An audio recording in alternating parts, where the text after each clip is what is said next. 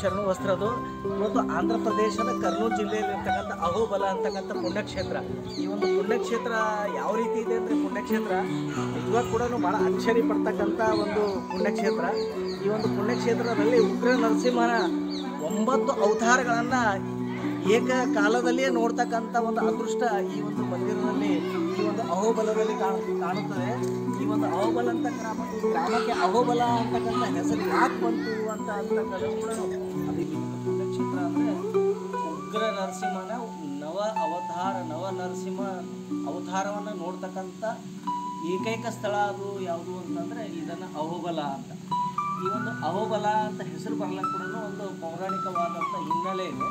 ಯಾವಾಗ ಭಕ್ತ ಪ್ರಹ್ಲಾದನ ಭಕ್ತಿಗೆ ಮೆಚ್ಚಿ ಹಿರಣ್ಯಕಶ್ಯಪನ ಸಂಹಾರವನ್ನು ಮಾಡಲು ಆ ಸಾಕ್ಷಾತ್ ವಿಷ್ಣು ಉಗ್ರ ನರಸಿಂಹ ಅವತಾರವನ್ನು ತಾಳಿ ಯಾವಾಗ ಹಿರಣ್ಯಕಶ್ಯಪನ ವಧೆಯನ್ನು ಮಾಡ್ತಾನೆ, ಅವನ ಸಂಹಾರ ಮಾಡಿದಾಗ ಆ ಒಂದು ಉಗ್ರ ಸ್ವರೂಪಿಯಾಗಿದ್ದ ಜ್ವಾಲೆಯ ಒಂದು ರೂಪವನ್ನು ತಾಳಿರ್ತಕ್ಕಂಥ ಆ ಒಂದು ಹಿರಣ್ಯಕಶ್ಯಪನನ್ನು ತನ್ನ ತೊಡೆ ಮೇಲೆ ಮಲಗಿಸಿ ಅವನ ಕರಳನ್ನು ಕಿತ್ತಿ ಆ ಒಂದು ಜ್ವಾಲೆಯ ಒಂದು ಅವತಾರವನ್ನು ನೋಡಿ ಎಲ್ಲ ದೇವತೆಗಳು ಆ ವಿಷ್ಣುವಿನ ಅಂಥ ಒಂದು ಅವತಾರವನ್ನು ನೋಡಿ ಅಹೋಬಲ ಅಹೋಬಲ ಅಹೋಬಲ ಅಂತಕ್ಕಂಥ ಆಡಿದಾಗ ಆ ಒಂದು ಶಬ್ದದಿಂದನೇ ಇದು ಅಹೋಬಲ ಅಂದರೆ ಇದು ಹಿರಣ್ಯಕಶ್ಯಪನ ಇದು ಮಾಡಿ ಅವನನ್ನು ಸಂಹಾರ ಮಾಡಿದ್ದಕ್ಕೆ ಅಹೋಬಲ ಅಂತಕ್ಕಂಥ ದೇವರು ಕರೆದಿದ್ದ ಹೆಸರಿನಿಂದ ಈ ಊರಿಗೆ ಅಹೋಬಲ ಅಂತಕ್ಕಂಥ ಹೆಸರನ್ನು ಬಂತು. ಈ ಅಹೋಬಲ ಇಲ್ಲೇ ಹಿರಣ್ಯಕಶ್ಯಪನ ವಧೆ ಮಾಡಿರ್ತಕ್ಕಂಥ ಸಂಹಾರ ಮಾಡಿರ್ತಕ್ಕಂಥ ಸ್ಥಳ ಅಂತಕ್ಕಂಥದ್ದು ಪೌರಾಣಿಕವಾಗಿ ಹಿನ್ನೆಲೆಯಿಂದ ಕಂಡು ಬರ್ತಕ್ಕಂಥ ಈ ಒಂದು ಸ್ಥಳ. ಇಲ್ಲಿ ನಿಜವಾಗಿ ಕೂಡ ನಾವು ನೋಡಬೇಕಾದ್ರೆ ಇಲ್ಲಿ 9 ಉಗ್ರ ನರಸಿಂಹನ ಅವತಾರಗಳನ್ನು ನಾವು ಕಾಣ್ಬೋದು. ಅದರಲ್ಲಿ 9 ಜ್ವಾಲಾ ನರಸಿಂಹ, ಯೋಗಾನಂದ ನರಸಿಂಹ, ವರಹ ನರಸಿಂಹ, ಪಾವನ ನರಸಿಂಹ, ಉಗ್ರ ನರಸಿಂಹ, ಭಾರ್ಗವ ನರಸಿಂಹ, ಮಲಾಲ ನರಸಿಂಹ, ಚಕ್ರವರ ನರಸಿಂಹ, ಕರಣಜಿ ನರಸಿಂಹ ಅಂತಕ್ಕಂಥ 9 ಅವತಾರಗಳನ್ನು 9 ನರಸಿಂಹನ ಅವತಾರಗಳನ್ನು ಕಾಣತಕ್ಕಂಥ ಒಂದು ಈ ಸ್ಥಳನೇ. ಈ ಒಂದು ಬೆಟ್ಟದಲ್ಲಿ ನಾವು ಸುಮಾರು 7 ನಾವು ಇಲ್ಲಿ ನರಸಿಂಹನ ಒಂದು ಅವತಾರವನ್ನು ಕಾಣ್ತೀವಿ. ಈಗ ನಾವು ಇಲ್ಲಿ ಪಕ್ಕದಲ್ಲಿ ನೋಡ್ತಕ್ಕಂಥದ್ದು ಈ ಕಡೆ ಇದನ್ನೇ ಉಗ್ರ ನರಸಿಂಹನ ದೇವಸ್ಥಾನ. ಈ ಕಡೆ ಪಕ್ಕದಲ್ಲಿ ಈ ಕಡೆ ಹೋದರೆ ಮಲಾಲ ನರಸಿಂಹನ ಒಂದು ದೇವಸ್ಥಾನ ಇದೆ. ಮತ್ತು ಮೇಲ್ಗಡೆ ಹೋದ ಇದು ಸುಮಾರು ಇದು ಬಹಳ ಎತ್ತರವಾಗಿರ್ತಕ್ಕಂಥ ಒಂದು ದಟ್ಟವಾದಂಥ ಬೆಟ್ಟ ಮತ್ತು ಅರಣ್ಯದಲ್ಲಿ ನಿಜವಾಗಿ ಕೂಡ ಹೇಳಬೇಕಾದ್ರೂ ನಿಸರ್ಗ ಪ್ರೇಮಿಗಳಿಗೂ ಮತ್ತು ಸನಾತನ ಪ್ರೇಮಿಗಳಿಗೂ ಮತ್ತು ಟ್ರ್ಯಾಕಿಂಗ್ ಮಾಡ್ತಕ್ಕಂಥವರಿಗೆ ಇದನ್ನು ಭಾಳ ನನಗೆ ಎಷ್ಟು ಸಂತೋಷವಾಗಿದೆ ಇಲ್ಲಿ ಬಂದು ಹೇಳಬೇಕಾದ್ರೆ. ಇಲ್ಲಿ ಟ್ರ್ಯಾಕಿಂಗ್ ಮಾಡಲು ಕೂಡ ಭಾಳ ಉತ್ತಮವಾದಂಥ ಸ್ಥಳ ಮತ್ತು ನಿಸರ್ಗದ ಒಂದು ದರ್ಶನ ಮತ್ತು ದೇವರ ದರ್ಶನವನ್ನು ಪಡಿತಕ್ಕಂಥ ಪುಣ್ಯ ಸ್ಥಳ ಅಂತಂದರೆ ಈ ಸ್ಥಳ. ಇಲ್ಲಿ ನಿಜವಾಗ ಕೂಡ ಭಾಳ ಒಳ್ಳೆಯ ಒಂದು ಅನುಭವವನ್ನು ನಾವು ನೋಡಿದ್ದೀವಿ.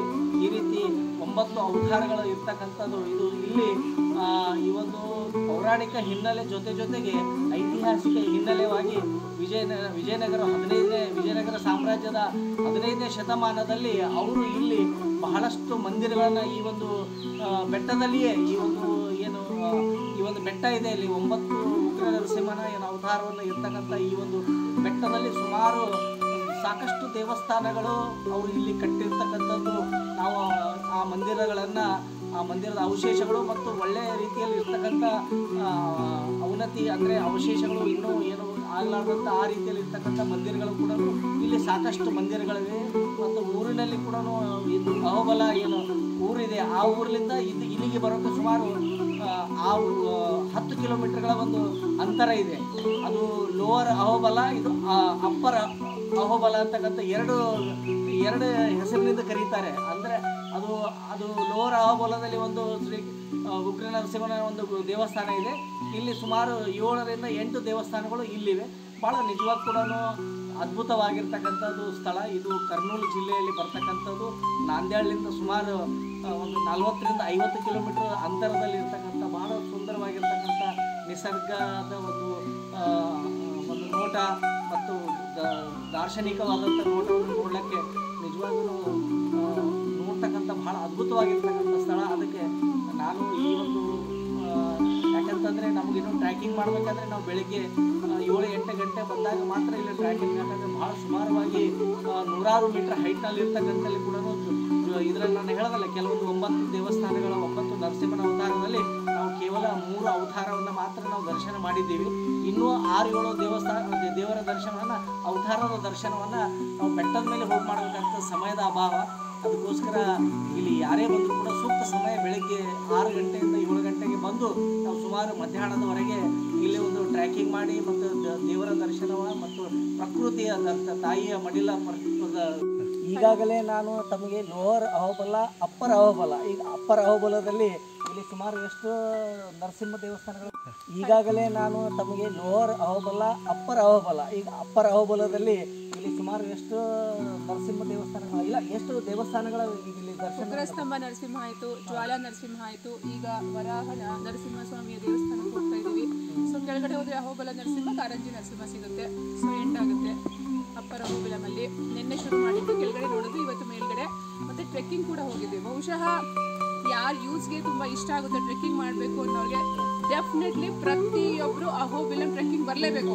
ಅದರಲ್ಲೂ ಉಗ್ರ ಸ್ತಂಭ, ಯಾವ ಸ್ತಂಭದಿಂದ ನರಸಿಂಹ ಬಂದೋ ಅದು ಬ್ಯೂಟಿಫುಲ್ ಆಗಿರೋಂಥ ಪ್ಲೇಸು. ಯಾವುದೇ ಭಯ ಇಲ್ಲ, ತುಂಬ ನ್ಯಾರೋ ರೋಡ್ ಇದ್ರೂ ಕೂಡ ಅವನ ಕೃಪೆಯಿಂದ ಪ್ರತಿಯೊಬ್ಬರು ಹತ್ಬೋದು. ನಾವೆಲ್ಲ ಮುಗಿಸ್ಕೊಂಡು ಬಂದಿದ್ದೀವಿ, ಏನು ಕಷ್ಟ ಅನಿಸಿಲ್ಲ ನಮಗೆ. ಬಟ್ ತುಂಬ ಬ್ಯೂಟಿಫುಲ್ ಆಗಿರೋಂಥ ಪ್ಲೇಸು. ನದಿ ಸಿಗುತ್ತೆ, ಬೆಟ್ಟ ಗುಡ್ಡಗಳು, ಇಳಿ ಮೇಲ್ಗಡೆ ಹೋಗುವಂಥದ್ದು ಪ್ರತಿಯೊಂದು ನಾವೇನು ಬೆಟ್ಟದಲ್ಲಿ ನಾವು ಎಕ್ಸ್ಪೆಕ್ಟ್ ಮಾಡ್ತೀವೋ ಎಲ್ಲವೂ ಕವರ್ ಆಗುತ್ತೆ ಇಲ್ಲಿ. ಜೊತೆಗೆ ಭಕ್ತಿ ಇದೆ, ಭಗವಂತನ ಧಾಮ. ಪ್ರತಿಯೊಬ್ಬರು ಬಂದು ನೋಡಲೇಬೇಕಾಗಿರುವಂಥ ಆಧ್ಯಾತ್ಮಿಕವಾಗಿರುವಂಥ ಧಾಮ ಇದು. ಜೈ ನರಸಿಂಹ. ನೋಡಿ, ಈಗ ಮೇಡಮ್ ಅವರು ಇವರೆಲ್ಲ ವಿಶಾಖ ಅಂತ ಮೇಡಮ್ ಅವರು, ಇವರು ಸರಸ್ವತಿ, ಇವರು ಬೆಂಗಳೂರದವರು. ಬೆಂಗಳೂರಿನಿಂದ ಇಲ್ಲಿಗೆ ಬಂದು ಈ ಒಂದು ಉಗ್ರ ನರಸಿಂಹನ ಅವತಾರವಾದ ದರ್ಶನ ಪಡೆಯಬೇಕು ಬಂದಿದ್ದಾರೆ. ಅವ್ರು ಹೇಳಿದ್ರು ತಮ್ಮ ಅನುಭವದಲ್ಲಿ ಶಕ್ತಿ ಮತ್ತು ಭಕ್ತಿ ಇರ್ತಕ್ಕಂಥ ಏಕೈಕ ಸ್ಥಾನ ಅಂತಂದರೆ ಇದು ಯುವಕರಿಗೆ ಸ್ಪೆಷಲ್ ಆಗಿ ಟ್ರೆಕ್ಕಿಂಗ್ ಮಾಡೋರಿಗೆ ಪ್ರಕೃತಿಯ ದರ್ಶನ ಮತ್ತು ದೇವರ ದರ್ಶನವನ್ನು ಮಾಡ್ತಕ್ಕಂಥವ್ರಿಗೆ ಭಾಳ ಸೂಕ್ತವಾದಂಥ ಸ್ಥಳ. ಅದಕ್ಕೆ ಇಲ್ಲಿ ಬೆಳಿಗ್ಗೆ 7 ಗಂಟೆಗೆ ಬಂದು ಟ್ರೆಕ್ಕಿಂಗ್ ಮಾಡೋದು ಪ್ರಾರಂಭ ಮಾಡಿ ಮಧ್ಯಾಹ್ನವರೆಗೆ ಕೂಡ ದರ್ಶನವನ್ನು ಮಾಡ್ಬೋದು. ಇದು ಭಾಳ ಸುಂದರವಾಗಿರುವಂಥ ಒಂದು ಕ್ಷಣಗಳನ್ನು ಅವರು ನಮ್ಮ ಜೊತೆ ಹಂಚಿಕೊಂಡಿದ್ದಾರೆ. ಈ ರೀತಿ ಭಾಳ ಅದ್ಭುತವಾಗಿರ್ತಕ್ಕಂಥ ಸ್ಥಳ. ಅದಕ್ಕೆ ತಾವು ಕೂಡ ತಮ್ಮ ಒಂದು ಸಮಯವನ್ನು ಬಿಡುವು ಮಾಡಿಕೊಂಡು ಬಂದು ಈ ಒಂದು ಸ್ಥಳದ ಒಂದು ದರ್ಶನ ಮತ್ತು ಒಂದು ವೀಕ್ಷಣೆಯನ್ನು ಮಾಡಿ ತಾವು ಕೂಡ ಜೀವನದಲ್ಲಿ ಧನ್ಯ ಆಗ್ತದೆ ಅಂತ ಹೇಳಿ ಧನ್ಯವಾದ.